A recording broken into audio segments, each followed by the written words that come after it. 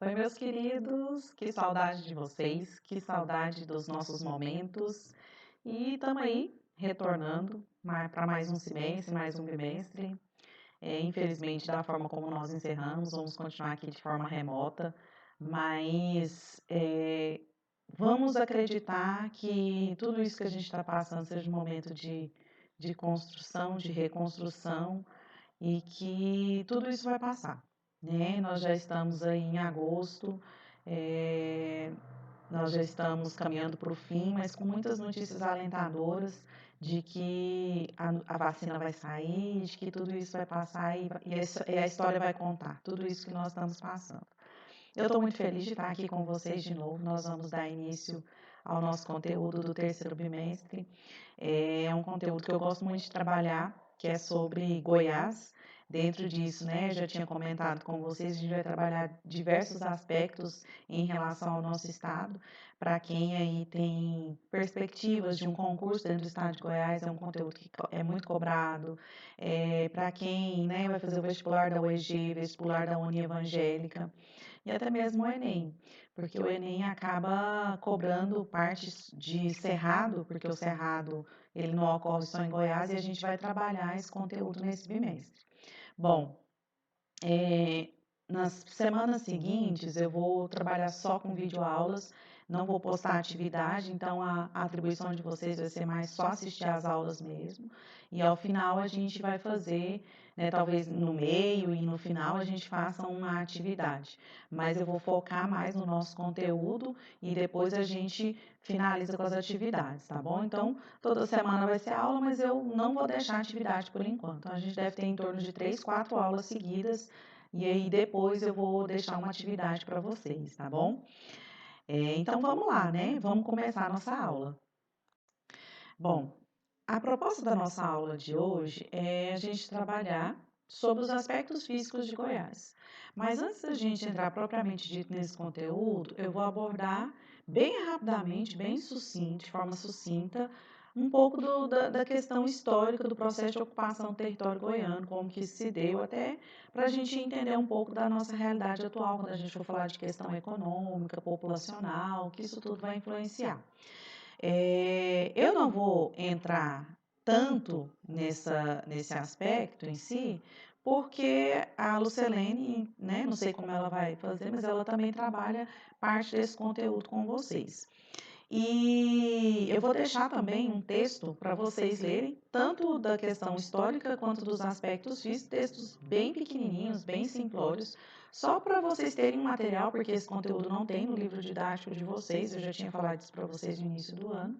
Então, é para poder auxiliar vocês mesmo no processo da aprendizagem, do entendimento do conteúdo em si. Se a gente tivesse em sala, eu faria a mesma coisa, tá? É o material que eu iria passar para vocês, que eu já tenho. De todas essas aulas, eu vou deixar um material em anexo para vocês, de conteúdo, tá? Então, é algo que eu já ia fazer com vocês se a gente tivesse presencial. Então, não tem nada de demais, é só para auxiliar mesmo no processo. Bom, então vamos lá, né? Bom, a história de Goiás. A verdade é que o processo histórico de ocupação do território goiano, ele vai se dar a partir dos processos das bandeiras. Todo mundo sabe o que é bandeira, né? Vocês estudam e ouvem sobre isso há muito tempo, que foram grandes excursões para o interior do país, onde o intuito era escravizar índios, ocupar territórios e principalmente encontrar metais preciosos. Bom, o que acontece? Primeiramente, essas bandeiras chegaram em Minas e ali claramente elas conseguiram encontrar metais preciosos. A gente sabe que o território mineiro é o território que mais conseguiu, né, extrair minérios naquele período. Depois, eles acabaram caindo lá em Cuiabá, atual Cuiabá, não era Cuiabá até então. E ali também eles conseguiram encontrar alguns metais preciosos. Entre Minas e Cuiabá estava nosso querido Goiás, que não era Goiás ainda. E aí acabou pensando, se ali tem, aqui também tem, então aqui tá, né, nesse meizinho aqui deve ter alguma coisa. E aí eles acabaram procurando e acabaram encontrando. Nós temos alguns nomes, e no texto que eu vou deixar para vocês, eu não vou falar do texto inteiro, mas mais brevemente, para a gente entender. No texto, ele vai citar alguns nomes bem conhecidos para a gente, como Bartolomeu Bueno, né? Os Bueno é um nome bem famoso em Goiânia, esse é um nome muito forte. Existem ruas, existem monumentos, existem até mesmo setores, né? Porque lá eles falam de setor, não bairros, em que leva esse nome. Então, Bartolomeu Bueno, ele foi, na verdade, ele foi o primeiro sertanista a tentar, né? O primeiro bandeirante a tentar chegar aqui em Goiás. 40 anos depois, o seu filho, que estava com ele na primeira expedição, que foi o Bueno, né? Ele chegou aqui. 40 anos depois da primeira expedição com o pai dele, ele acabou chegando aqui em Goiás. Por isso que esse nome, né, é tão forte aqui dentro do nosso estado. E isso foi, né, em 1682. Então, o sertanista bandeirante Bartolomeu Bueno organizou uma bandeira, isso primeiramente. 40 anos depois, já em mais de 1700, né, 1710, 1720, o filho vem, esse filho de 12 anos que acompanhou ele, que vocês estão vendo aí no slide. Ele volta, e aí em 1710 começa realmente a encontrar esses metais preciosos. Como isso vai, na verdade, influenciar na vinda de pessoas para explorar, porque é claro, né, havia-se essa expectativa e conforme isso se consolidou, acaba ocorrendo um processo de ocupação. Qual foi o local que se encontrou esse primeiro momento onde se encontrou ouro? Foi próximo ali, próximo não, é onde hoje atualmente é a cidade de Goiás, que por muito tempo foi a capital goiana. E aí o que acontece? Ali naquela região começa a surgir o primeiro povoado, começam a surgir, aí depois, conforme ele vai crescendo, ele vai pegando status de vila, até o ponto que depois ele vira cidade e torna-se a capital do estado, que aí vai virar estado lá em 1800 e bolinha. Beleza, porque até então, quando não era, a gente era uma província do estado de São Paulo. Beleza. Quando começa realmente a crescer, começam a acontecer outros povoados, além desse que no futuro se torna a cidade de Goiás, tudo lindo. Só que, né, sempre tem um porém, né, gente? Então, olha aí. A mineração ela teve um ciclo muito curto aqui em Goiás, porque a gente não tinha grande quantidade como tinha em Minas. Então, o nosso ciclo aqui ele foi muito rápido. Então, olha aí, ó. Seu ápice foi em 1750, mas quando chegou ali em 1770, já não tinha, era muito escasso. Com isso, a mineração começa a entrar em decadência e muitos povoados acabaram desaparecendo, porque muitas pessoas abandonaram aqui a região e acabaram migrando para outras regiões que ainda tinham essa possibilidade da mineração. E aí, o que foi preciso? Surgiu um novo ciclo econômico, porque o ciclo da mineração já não era mais possível. E aí surge principalmente a agricultura, depois a pecuária vem, né? A gente sabe e a gente consegue perceber o quê? Que essa história acaba indo de encontro à realidade atual do Estado, onde nós somos aí uma economia conhecida pelo país, né, dentro do país, como uma economia voltada para a agropecuária. Isso, então, vem desde a década de vem desde 1770, para vocês terem uma ideia.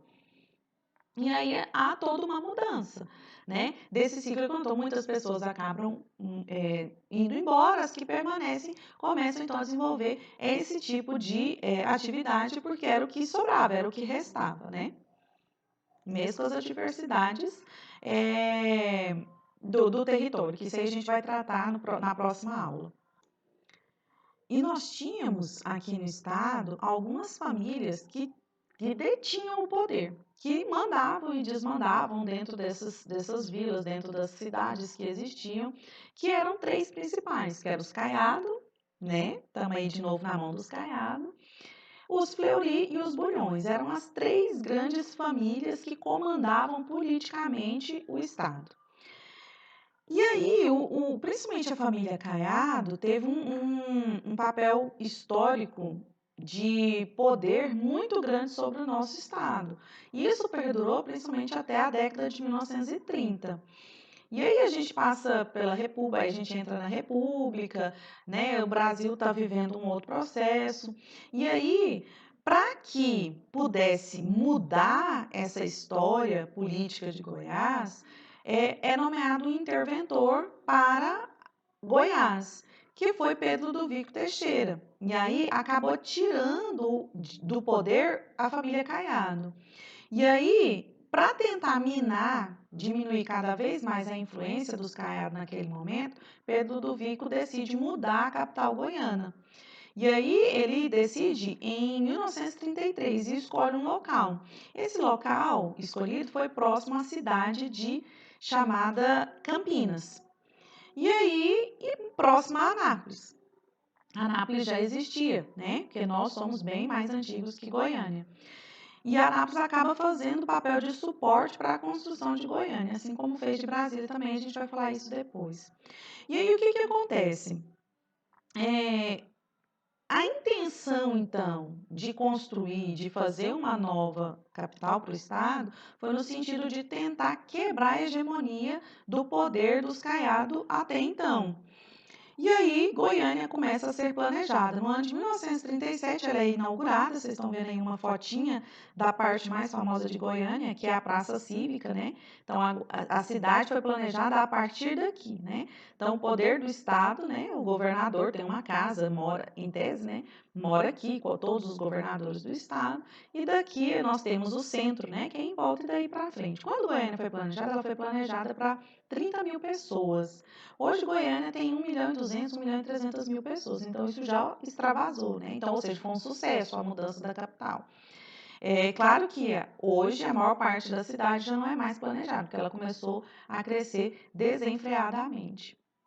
Mas a gente depois fala um pouco mais de Goiânia, né? Algumas aulinhas aí para ver. Muita coisa para prometer, mas vai sair tudo, tá, gente? Pode ficar tranquilo. Bom, então, esse é só para a gente entender um pouquinho desse processo histórico e político e ocupação do território goiano, tá bom? Agora nós vamos passar para a segunda parte da nossa aula, que é sobre os aspectos físicos. Opa. Os aspectos físicos. Nós vamos falar sobre clima, nós vamos falar sobre hidrografia e nós vamos falar sobre relevo. E vegetação, professora? Vegetação, cerrado, nós vamos falar depois. A próxima aula, uma aulinha só sobre cerrado, tá? Então, vamos lá. Vamos falar sobre o clima de Goiás, né? O clima de Goiás, ele é denominado um tropical subúmido ou tropical semiúmido. Por quê, né? Porque nós temos um grande período de estiagem. A verdade é que aqui em Goiás nós só temos o quê? Duas estações bem definidas, que é o quê? Um verão chuvoso e um inverno seco, né? A gente até brinca que não é um inverno, é um inferno, né? É o inverno seco, que é o momento que nós estamos passando agora. Qual é o período, né? Nós temos o inverno de maio até ali setembro, mais ou menos, tá? De abril até setembro, mais ou menos, que a gente chama o período de inverno. E é o inverno seco por quê? Porque não tem chuva e é onde a nossa umidade cai, os narizes sente demais, né? A gente tem que ficar lá colocando aquela toalhinha, né? Na cama, sabe aquela história que sua mãe fala pra você colocar a toalhinha na beirada da cama ou a bacia? É para ajudar, não é mandinga, não, é real, é para melhorar a umidade do ar e você respirar melhor, pelo menos durante o sono. Não, hoje nós já está mais moderno, antigamente não existia, mas hoje já tem, né, o umidificador de ar que a gente coloca e já dá uma aliviada. Mas é um período extremamente complicado, porque a gente está muito longe do litoral, então a umidade aqui fica restrita à chuva, e como a gente está num período que não chove, a umidade cai bastante. E aí nós temos o verão chuvoso, que começa ali de final de setembro, início de outubro, que vai até março, mais ou menos. Então, são 6 meses para cá. Então, quando chega o verão, aqui a gente sabe que setembro é um calor, né, daquele jeito, mas não chove. A chuva começa, a gente passa um mês e meio, assim, com um calor arretado, né, gente? E aí, depois, do mês de setembro, no final de setembro, mês de outubro, né, do mês de outubro para frente, a chuva já começa a ficar mais regular. Mas é isso. né? É isso, aquela história das 4 estações de filme da Disney, não existe isso aqui pra gente. Nós só temos 2 estações bem definidas. Nós temos uma variação térmica muito grande, né? Então, nós temos aqui, ó, uma média que vai variar aí de 14 a 23 graus. Vai depender do local do estado. Mas nós temos locais que vão atingir 39 graus, o norte de Goiás está aí para contar isso para a gente, e locais onde nós vamos atingir até 4 graus Celsius. Como assim? É exatamente esse momento que nós estamos vivendo, né? Aqui nós estamos numa semana bem friorenta, mas se a gente for para locais com altitude mais ainda, mais do que Anápolis, né? Nós vamos ter locais do estado que vai chegar até aí 4 graus. E aqui a baixa umidade, que foi o que a gente já comentou aqui em cima. Vamos para o relevo. O relevo, aqui em Goiás, nós não temos áreas muito elevadas, né? Nós estamos dentro de um planalto, então a gente não tem um relevo muito alto, tá? Então a gente tem áreas mais elevadas, tá? No sudoeste, centro, leste e sudeste e norte. As áreas mais baixas, principalmente no oeste, noroeste e sul. Então a gente tem presença de planalto, de depressões e de planícies. Então a gente não tem serra, por exemplo, que é um relevo bem alto, tá? A gente não tem aqui grandes presenças de serra aqui em Goiás, tá? Então, Goiás não apresenta grandes altitudes. Vamos lá. Das maiores altitudes que nós temos é o de Pouso Alto, fica na Chapada dos Veadeiros, como vocês conseguem observar aqui na imagem, bem bonita, né? Depois a gente vai falar sobre Chapada dos Veadeiros, num outro momento. Aqui nós temos a Serra dos Pirineus, que fica aqui em Pirinópolis, né, com uma altitude aí de 1.395 metros. Vou voltar aqui só um pouquinho. Lembra aqui que ele falou das áreas mais baixas, né, principalmente no oeste? Não à toa que as maiores lavouras que nós temos aqui no estado se concentram na região sudoeste, que é a região de mais chapadas.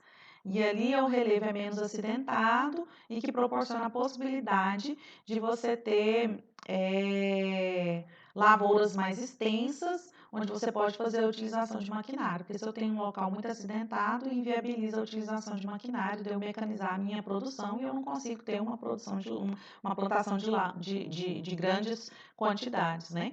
Depois a gente vai falar sobre isso também, da questão de como se divide essas regiões econômicas do estado, tá? E para finalizar, nós temos a hidrografia. Goiás é um estado muito rico, e falando na questão da hidrografia, tá? É considerado, o Cerrado em si, a gente vai falar sobre isso, é considerado os berços das águas do Brasil. Goiás está totalmente dentro do Cerrado, né? É um dos poucos estados que está 100% dentro do Cerrado. Nós temos alguns encraves de outras vegetações, mas são bem pequenos em relação. Então, Goiás todo está dentro do Cerrado, tá? E nós temos 3 grandes bacias hidrográficas aqui em Goiás. O que isso quer dizer? Que nós temos rios aqui em Goiás que pertencem a essas bacias. Então, a gente contribui para essas 3 bacias. Quais são essas 3 bacias? Tocantins, Araguaia, aqui, Paraná, bacia do Rio Paraná e bacia do São Francisco. Então, quer dizer o quê? Que nós temos muitos rios aqui que fazem parte dessas bacias. Não quer dizer que essas 3 bacias todas estão dentro de Goiás, mas nós contribuímos com rios para essas bacias. Então, parte dessas bacias estão dentro do nosso estado, tá? E aí, vamos aqui, ó. E nós temos vários rios maiores que são super importantes, que são, aqui nós temos o famoso, né, Rio Araguaia, que ele fica na parte norte do estado, mais mais a leste, né? Assim, não, E ele é um rio extremamente conhecido dos goianos por ele ser um rio que é muito utilizado para o turismo, né? Quando vem o período da estiagem, que é agora, o rio abaixa e aí acaba formando essas praias, né? O pessoal acampa, passa 15, 20, 30 dias, Deus me livre, que não é o tipo de programa que eu gosto, viu, gente? Deus me livre, acampar não é comigo, rir, beirar de rir de jeito nenhum, mas né? Cada um sabe de si. Não é a minha vibe é outra. Só que o Rio Araguaia já enfrenta graves problemas. Primeiro, a pesca predatória, que é proibida, né? Se você for pego, você vai ter multa, vai ter uma série de problemas, como também a questão da diminuição da quantidade de água do rio. Por quê? Porque hoje você sabe o quê? Que existe o rio principal e os seus afluentes. Muitos dos seus afluentes têm sido agredidos, muitas nascentes têm sido comprometidas, assoreamento desses rios que contribuem para o rio Araguaia, acaba que tem comprometido a capacidade hídrica desse rio. Então, é algo que já tem acendido o alerta aí de preocupação em relação a isso, tá? O outro rio que nós temos é o Rio Tocantins, que é o rio mais importante da região norte de Goiás, tá? Então, os seus dois principais rios, que são afluentes, né, é o Rio Maranhão e o Rio Paraná. E o Rio Maranhão é extremamente conhecido, né? Muita gente também gosta de ir para o Rio Maranhão pescar, acampar, né? Então, é um rio bem conhecido também, tá? E o outro rio é o Rio Paranaíba, que é o rio que fica ao sul, mais ao sudeste, né, do estado. E esse rio, ele é extremamente importante, porque ele delimita, ele é a divisa praticamente boa parte entre Goiás e Minas, e ele também é muito utilizado para energia elétrica. Então, por exemplo, em São Simão, nós temos uma barragem, nós temos uma hidrelétrica de São Simão. Eu quase mudei para lá. Meu esposo recebeu uma oferta de emprego nessa hidrelétrica, né? Nós aqui desistimos. Mas é um rio extremamente importante por causa da geração de energia. Esse rio, por exemplo, é o rio que contribui para a bacia do Rio Paraná, tá? O Rio Paranaíba. E aí eu quero falar do rio Meia Ponte, que não está aqui, tem uma imagenzinha aqui da barragem, tá? Isso aqui é a barragem. A barragem não, é a hidrelétrica, tá? Que fica em São Simão. Aí tem Três Ranchos também, não sei se aqui citou, deixa eu ver. Tem a cidade de Três Ranchos, que lá é uma parte inundada, o pessoal faz uso lá muito, Itumbiara, Cachoeira Dourada, São Simão, são as cidades principais que acabam sendo beneficiadas da utilização desse rio. E eu queria falar, que aqui não está no slide, mas sobre o rio Meia Ponte, que é um rio extremamente importante de Goiás, principalmente porque ele abastece Goiânia, Aparecida de Goiânia. É claro que hoje esse rio já não está dando conta de abastecer Goiânia, tanto que quando a gente vai daqui para Goiânia, a gente vê ali, né, uma reserva de água, ali já é do Ribeirão João Leite, porque é uma reserva que eu não sei dizer se já está sendo utilizada, mas ainda não estava. Mas vai servir para abastecimento da cidade de Goiânia, porque o Rio Meia Ponte já não está dando conta. E aqui em Anápolis, o principal rio que abastece mais de 80% da cidade é o Rio Piancó, né? Que fica para o norte, mais ao norte da cidade. Então, ele abastece a maior parte da cidade de Anápolis. Bom, gente, essa foi a nossa aula de hoje, bem simples, menorzinha. Não prometo que a próxima será tão menorzinha, porque a gente vai falar sobre Cerrado. E é isso. Nós vamos falar sobre Cerrado, nós vamos falar sobre população, economia, nós vamos falar sobre Anápolis, nós vamos falar sobre turismo, nós vamos falar uma porção de coisas sobre Goiás. Então, espero que vocês realmente aproveitem, porque é um conteúdo que vocês vão precisar. Para quem quer um concurso, um vestibular da UEG, um vestibular da Evangélica, são conteúdos que caem muito, tá? Um beijo para vocês. A gente se vê na semana que vem. Não desanimem, fiquem firmes, tá? A gente está fazendo o que a gente pode, o que a gente pode, o que a gente dá conta, o que a gente não dá conta. Mas a minha, meu comprometimento com vocês, de poder passar o máximo de conteúdo que eu conseguir da melhor maneira que for possível, eu vou tentar. Então, eu estou aqui para vocês, por vocês, e eu quero que vocês aproveitem muito disso, tá? Um beijo para vocês.